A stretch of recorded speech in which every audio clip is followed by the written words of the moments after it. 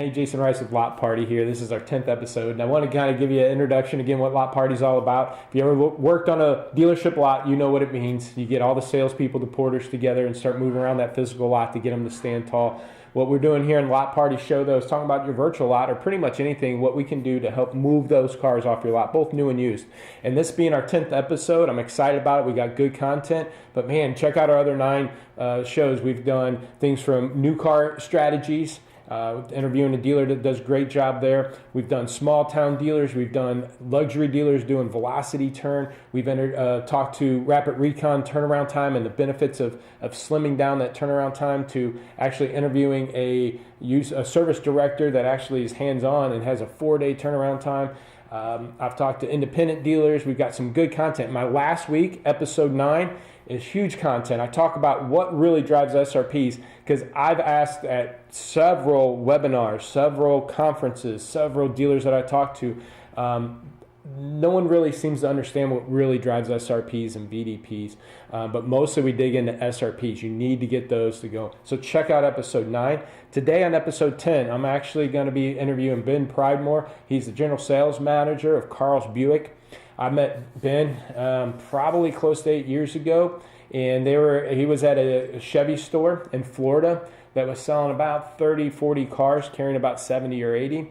And I was with Viato at the time, and we helped that store be able to crank that up to selling 70, 80 cars, carrying 70 cars, and then over 100. Now he's at Carl's Buick, and they're doing the same thing. Right now, his current average day in inventory is 19 days, carrying 113 cars.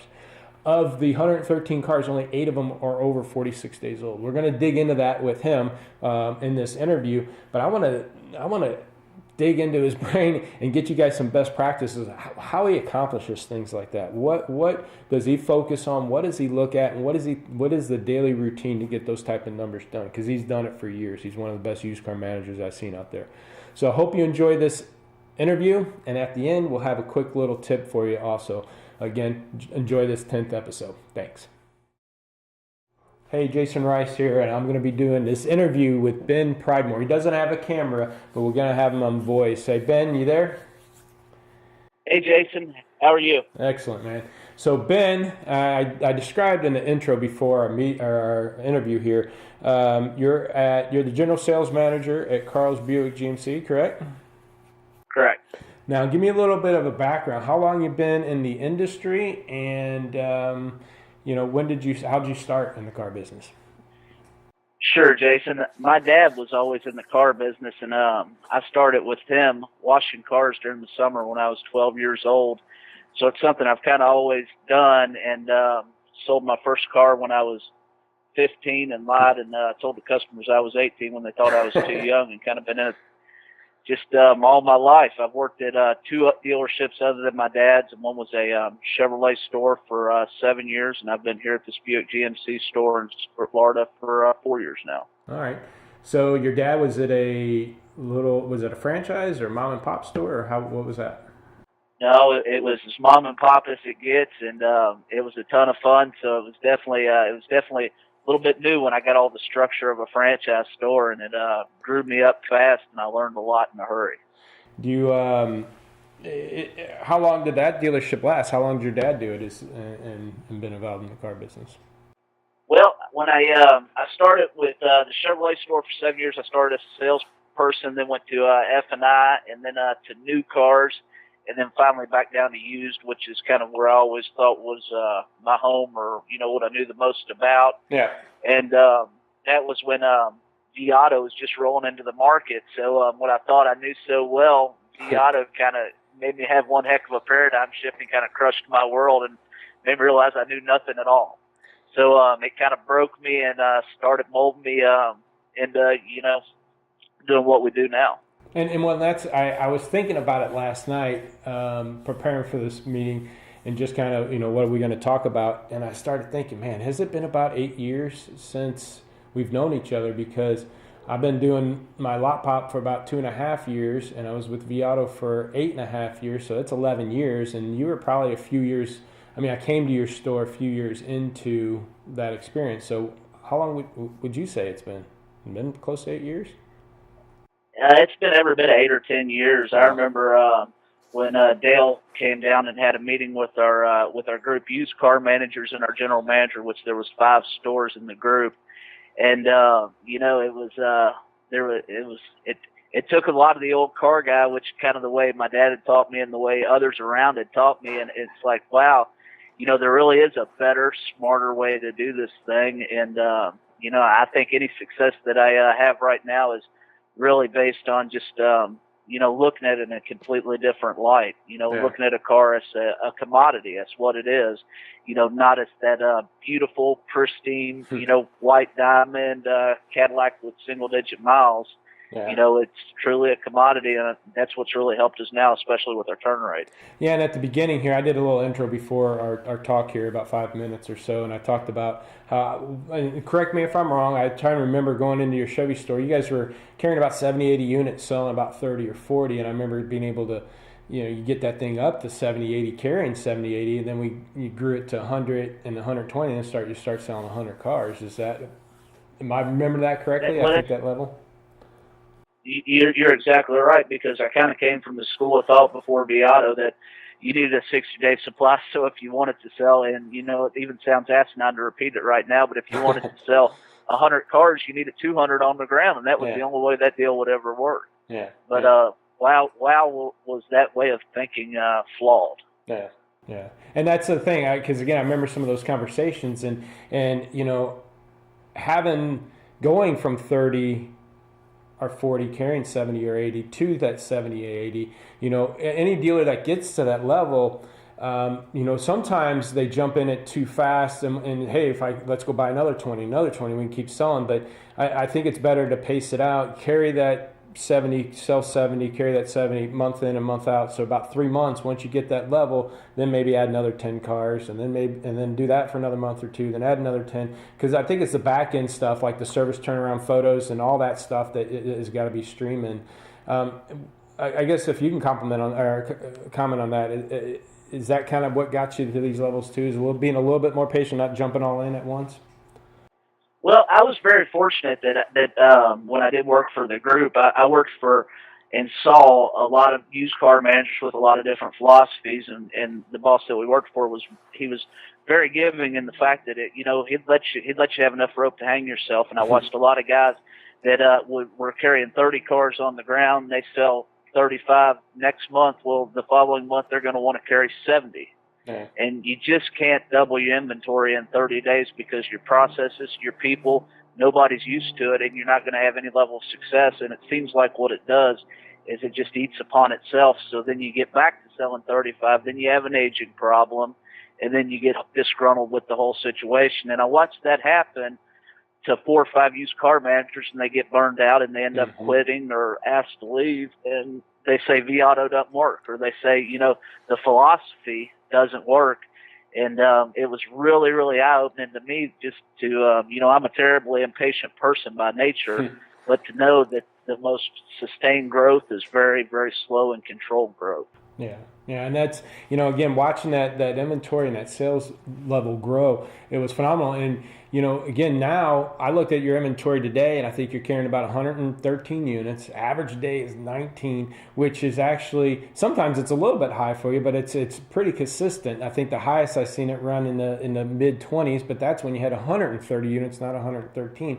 And right now I think you only have 8 cars of the 113 over 46 days old. So what do you guys do maybe internally, some of that turnaround time or things that, is it pricing? I mean, what allows you to get to that kind of level? And again, that's consistency. I'm going to have I'll point the chart here if I didn't already of that average day in inventory. You can see it's pretty consistent over the last 3 months. It's in the 20s and sometimes in the teens.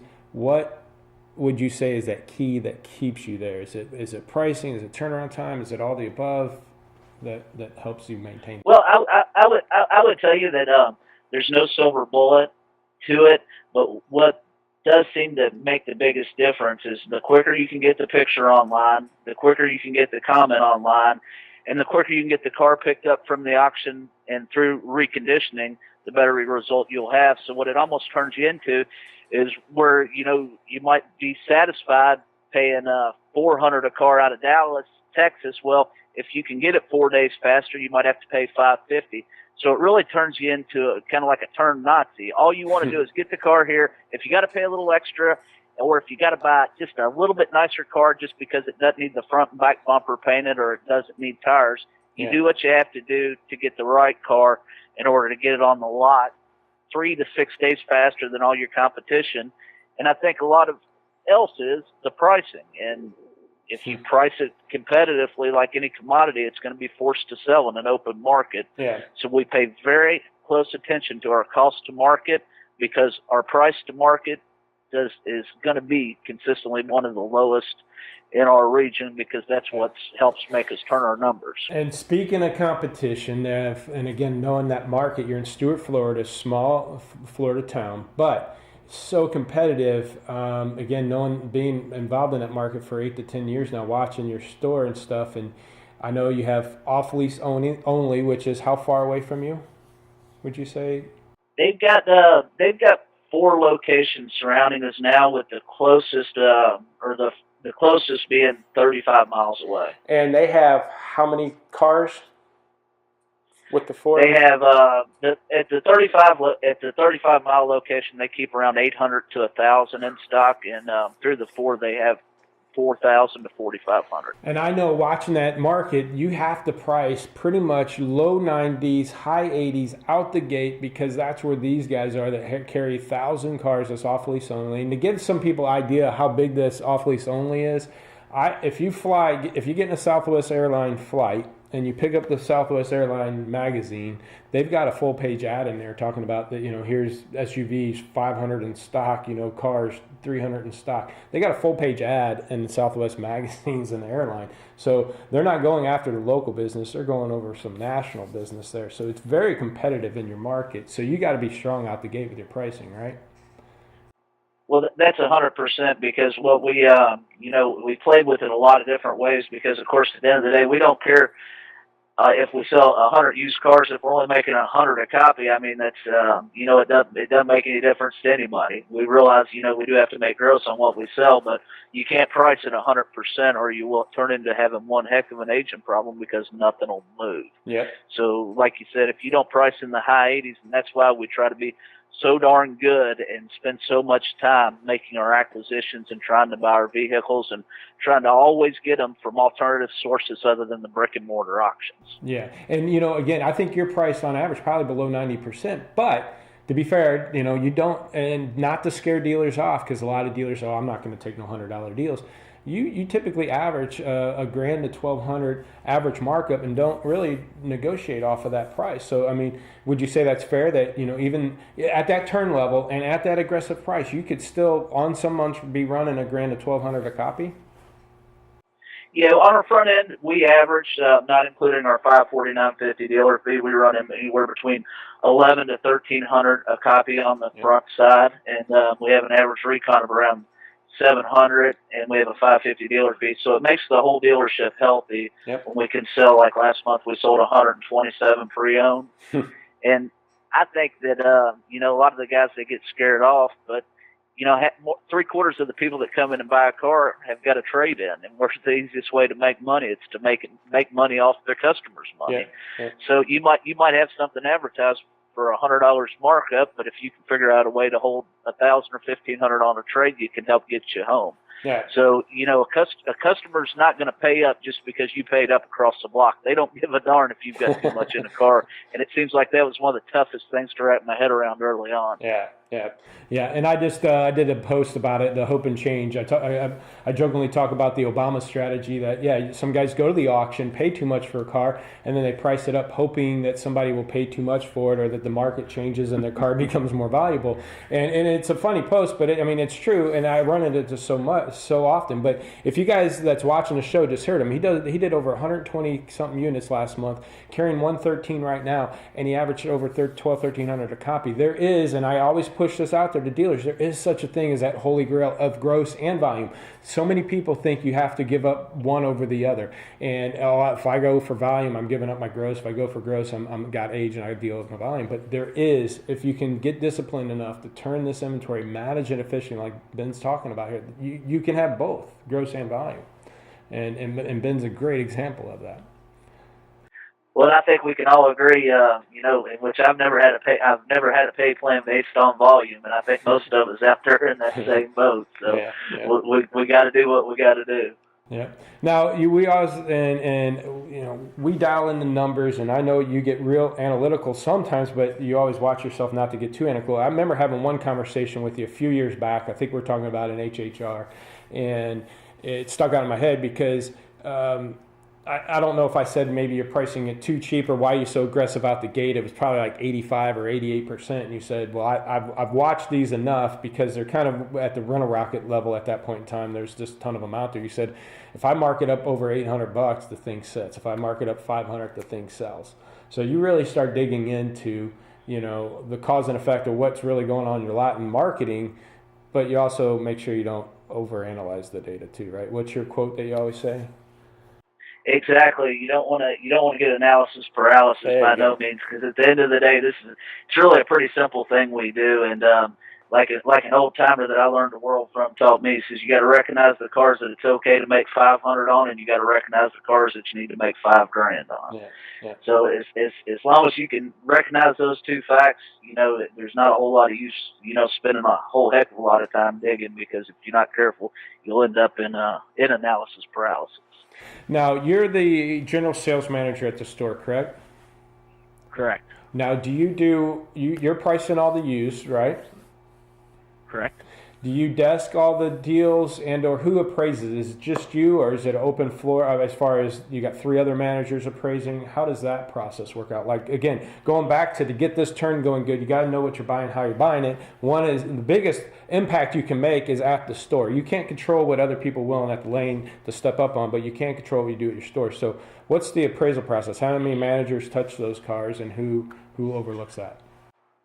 We have 2 appraising managers, with myself being one. So we've got 2 appraisers, and now that I've worked with the other manager for the last 4 years, we our thinking is scary parallel.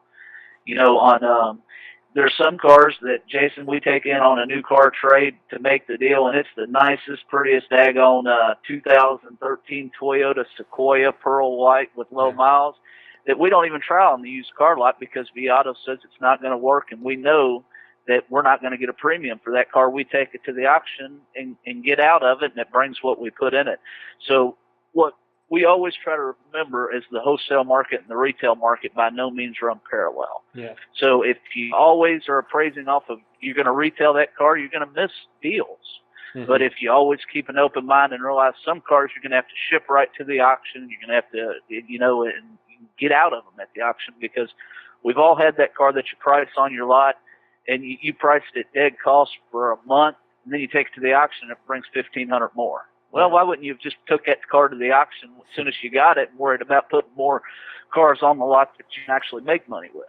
Yeah, yeah, and that's a good point. So now with that inventory coming in, you got to also offset it with some auction cars, because you're giving up some. You got to go make it up. With your auction purchases, what percentage of those cars are you actually bidding at the lane versus doing online? We don't go to any auctions. All right, so everything's online. Everything's online, and here in about the last 60 days, we're trying to really limit our our reliance on simulcast, because the fees have gotten so high, and we get the majority of all of our cars through either OVE, Open Lane, or Smart Auction, because they have controlled smaller fees. Okay, and then with OVE, I'd say 90%. What's that? 90%? Yes. Through those sources. And with OVE and Smart Auction, I think buyers are getting a little bit more comfortable buying online, but we run into that so often is a lot of buyers just don't feel comfortable without touching and feeling the car, but being able to buy online, spread your wings, allows you to be able to be bidding on more cars, and then again stumble across some good deals out there, because you're spreading yourself out instead of being thin at the lane, and that's all you're doing. So well, let's face it, I mean, one used car manager couldn't do all he needed to do, and leave his desk and go to the auctions, kind of like here where we're at in Stewart, in the state of Florida, there's an auction just about every day and every night, a car auction somewhere in the state. Yeah. But, you end up losing a day.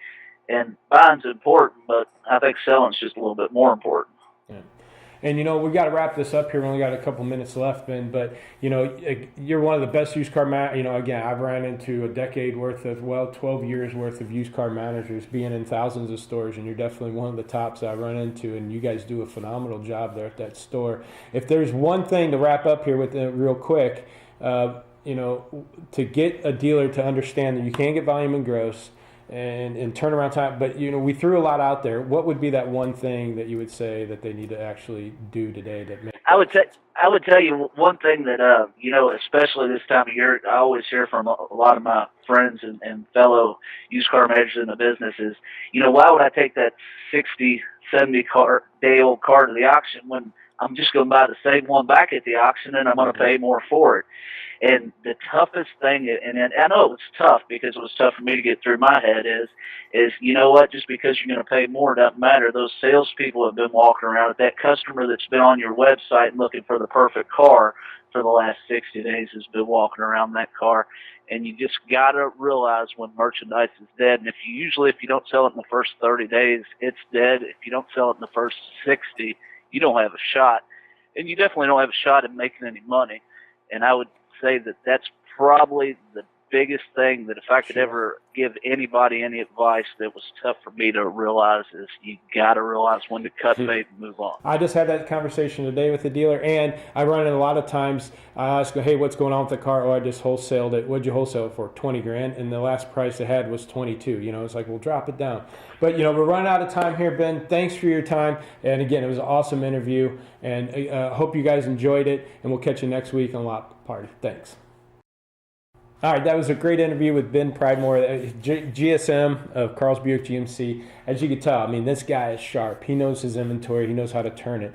And again, that's just the biggest, like what he said at the end is, know what car, and even in the middle of it where he's talking about appraising a car, knowing that you're already too much into it, just dump it right away. But two, when you get that aged car, don't sit and complain and say, well, if I sell it for that, I gotta go back to the auction and pay more for it. You always want to be a buyer. You always want to be thin and lean and clean in that inventory so you can be a buyer. If the wholesale market goes up, doesn't necessarily mean the retail market goes up, because just because I pay up at the lane right now, there's guys that I'm going to be putting that car in inventory. There's dealerships that have aged ones that are going to be pricing them cheap. So, knowing when to dump a car, if the wholesale auction or the wholesale values are going up, dump that car right away, get off of it. Don't sit on it and try to hope that you can get out of it. And then at that age car, just go ahead, and I don't want to wholesale anything. I know he retails out of a majority of his cars. Always want to retail out of everything. So to go back to his point about just go ahead and sell it, even if it's cheaper than what you got to buy at the lane. I tell my dealerships, again, as I wrapped up with him, well, I'll talk to dealer and they say, oh, I just wholesaled it for 18 grand and their last asking price was 20. And I'm thinking, why wouldn't you have dropped it to 19 grand? Why wouldn't you have dropped it to 18 before you do it? Well, shoot, even drop it to 17.5, because by the time you transportation and fees, and even if you didn't pay transportation and fees, which you will, you didn't get a shot at a trade. You didn't get a shot at the F&I to make up that difference. Just get off of these cars. They're depreciating asset, and you want to turn that inventory. So Ben makes some great points there. Also, again, when he talked about wholesale and retail, don't run on the same. When you think about it, wholesale is a totally different market than retail. Wholesale is a global market. There's people in other countries coming in and buying cars and shipping them back. It's a global market. A guy in California could be bidding on cars in New York if they really wanted to, and they can. So it's a global market. But when we look at retail, it's local market and regional at best. You might be able to pull somebody 2 or 3 states away. I've sold people. I sold cars in St. Louis. Sold some lady in Alaska. It's thin. It's very thin pickings, but it happens. But it's not the majority. Go back to the 80-20 rule. On the retail end, it's a regional or local market. So just because somebody's willing to pay that much at the lane, they could be shipping that to a whole different market where that car becomes more valuable. And I've ran into this at a couple of dealerships meetings I've been having lately. Dealers are looking at the books and stuff and not looking at retail market, and they're putting book money in it. They actually own it good. NADA book trade, what he was looking at was 17.2. But when we looked at it in the retail market, the average retail market was 17.2. So when you're appraising these cars, either at the curb or at the lane, you need to look at that retail market like Ben was talking about. And if it's at the curb and you've got to step up too much that you can't price it to the retail market, dump it wholesale as soon as possible. Or if you're at the lane, don't be buying based off of wholesale values. Be buying off of your local retail market, a bid it that way, and to be willing to walk away if you don't. But realize what Ben was saying too, 100% of his cars online. He's not standing at the lane wasting time. He's online bidding cars all over the country and bringing them into his dealership. So again, I'm going to wrap this up with my video that was talking about the Obama Hope and Change. I did a little video tip at the last week. I'm going to add it to the end of this video here. So I hope you enjoy it. See us next week on episode 11. I appreciate your time. I appreciate your attendance. Thanks. Bye. Hey, Jason Rice with LotParty, and I want to give you a quick inventory tip. And I see this way too often in dealerships. And what I call it is the Obama Hope and Change strategy on used car inventory. And what I mean by that is a lot of times we've got a new car deal, used car deal, and we're dealing with a trade-in, and we'll end up stepping up on that trade. Or we buy a car at the auction we step up on that maybe needs more recon than we anticipated. So we end up owning that car for way more than we anticipate. Then by the time we recon it and get it through our service department, we own that car to where it's very hard to price it to market average. So sometimes a lot of dealerships will, again, put that Obama strategy and price that car up in hopes that somebody might end up paying us too much for that car, or that actually the market might change and our car becomes more valuable. So again, the Obama Hope and Change strategy sometimes it is not going to be the best strategy on these type of inventory. The cars that you step up on and the cars that you're buried in are cars that you know are going to be problems more than likely all the way to the end. And those cars that aged on your lot, I bet you can point back from the very beginning and knew it was going to be an issue from day one.